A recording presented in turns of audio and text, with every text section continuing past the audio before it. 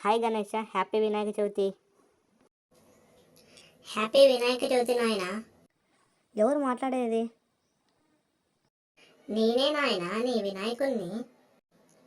నాయన, నేను ప్రతి సంవత్సరం చూస్తున్నా నా పండుగని చాలా వైభవంగా జరుపుతున్నారు. కానీ మీరు నా విగ్రహాన్ని 20 అడుగులు 25 అడుగులని ప్రకృతిని కాలుష్యం చేస్తున్నారు నాయన. ఏంటి వినాయక అలా అంటాం? సంవత్సరానికి ఒక్కసారి వచ్చే పండుగ ఎలా నాయన, నా పండుగ పేరుతో ప్రకృతిని కాలుష్యం చేస్తున్నారు.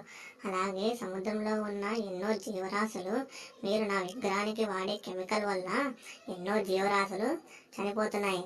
మీ ప్రాణాలు ఎలాగో దాని ప్రాణాలు కూడా అలాగే కదా నాయన. సారీ వినాయక.